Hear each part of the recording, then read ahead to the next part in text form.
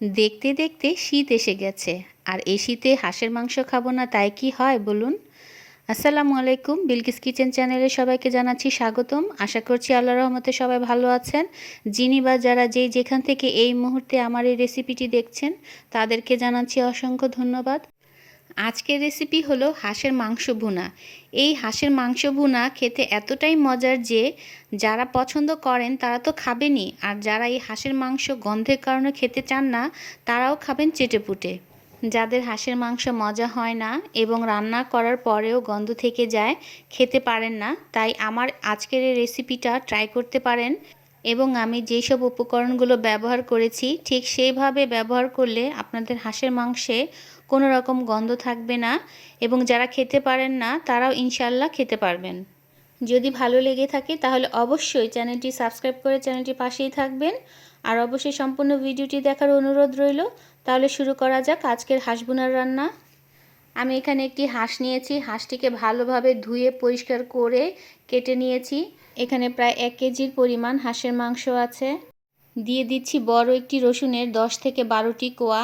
এখানে দিয়ে দিচ্ছি 2 মুঠ ভরে পেঁয়াজ কুচি। দিয়ে দিচ্ছি উঁচু করে 1.5 টেবিল চামচ আদা বাটা। তারপর দিয়ে দিচ্ছি 1 টেবিল চামচ মরিচের গুঁড়া। মরিচের ঝালটা যে যার মতো পছন্দ অনুযায়ী দিয়ে দিবেন।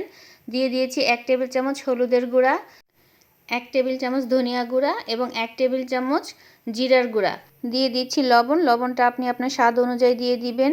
তারপর দিয়ে দিচ্ছি এখানে হাফ কাপের মতো তেল। তেলটাও আপনি আপনার কম বেশি অনুযায়ী দিতে পারেন। দিয়ে দিচ্ছি 1 টেবিল চামচের মতো গরম মশলার গুঁড়া। এখন সব উপকরণগুলো হাঁসের সাথে ভালোভাবে কিছুক্ষণ মেখে নিব।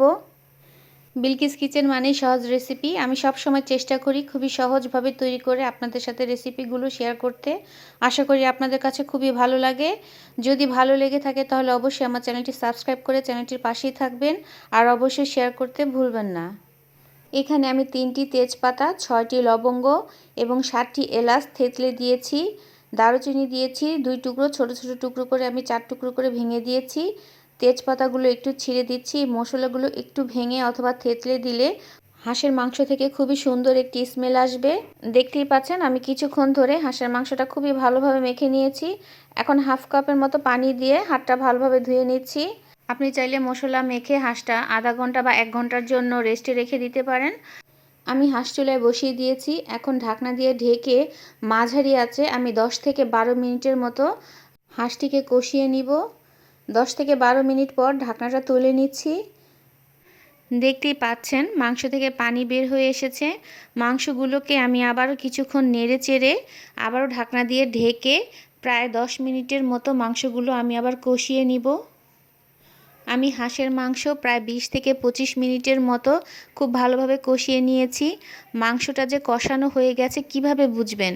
যখন দেখবেন তেলটা সম্পূর্ণ উপরে ভেসে উঠেছে এবং মশলাগুলো তেলের নিচে জমা হয়ে গেছে, তখনই বুঝবেন মাংসটা খুব ভালোভাবে কষানো হয়েছে।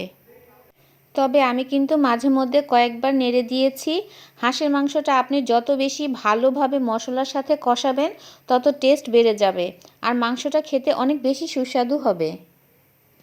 আমি এখানে দিয়ে দিচ্ছি গরম পানি। মাংস সেদ্ধ হওয়ার জন্য এখানে অবশ্যই গরম পানিটা ব্যবহার করবেন। গরম পানিটা দিলে মাংসের সফট ফ্লেভারটা বজায় থাকবে এবং মাংস তাড়াতাড়ি সিদ্ধ হয়ে যাবে। আমি এখানে মাংসটা সিদ্ধ হওয়ার জন্য যতটুকু পানির প্রয়োজন ততটুকুই পানি আমি দিয়েছি। আপনি আপনার প্রয়োজন অনুযায়ী এখানে পানিটা অ্যাড করবেন। পানি দিয়ে আবারও ঢাকনা দিয়ে ঢেকে চুলার আঁচ অল্পতে রেখে দিব, যাতে করে মাংসটা আস্তে আস্তে করে সিদ্ধ হয়। এবং অল্প আঁচে মাংসটা রান্না করলে মাংসের ভিতরে মশলার ফ্লেভারটা ভালোভাবে ঢুকবে, আর মাংসের কোনো গন্ধ থাকবে না এবং মাংস সুন্দরভাবে সেদ্ধ হয়ে যাবে। তবে মাঝে মাঝে একটু নেড়ে চেড়ে দিবেন। আমি বেশ কিছুক্ষণ রান্না করার পর ঢাকনাটা তুলে নিয়েছি। ঢাকনাটা তুলে নিয়ে আবার একটু হালকাভাবে নেড়ে চেড়ে দিচ্ছি। নেড়ে চেড়ে আমি এখানে দিয়ে দিব 6 থেকে 7টি কাঁচামরিচ, আধা চা চামচ গরম মশলার গুঁড়া এবং আধা চা চামচ ভাজা জিরার গুঁড়া। এতে করে মাংসের ফ্লেভারটা একেবারে চেঞ্জ হয়ে যাবে। আমার এই মাংস রান্নায় ঝাল আর লবণ পারফেক্ট আছে। আপনারা অবশ্যই চেক করে নেবেন ঝাল আর লবণটা। আবার ঢাকনা দিয়ে ঢেকে অল্প আঁচে সেদ্ধ হওয়া পর্যন্ত অপেক্ষা করব। আমি প্রায় 30 মিনিট পর ঢাকনাটা তুলে নিচ্ছি। হাঁসের মাংসটি পারফেক্টভাবে সেদ্ধ হতে সময় লেগেছে 1 ঘন্টার একটু বেশি। আপনাদের কম বা বেশি সময় লাগতে পারে। হাঁসের মাংসের ঝোলের পরিমাণটা আমি একটু বেশি রেখেছি, কারণ ঝোল দিয়ে গরম গরম ভাত খেতে খুবই ভালো লাগে। আপনারা আপনার পছন্দ মতো ঝোলের পরিমাণটা একটু শুকিয়ে নিতে পারেন।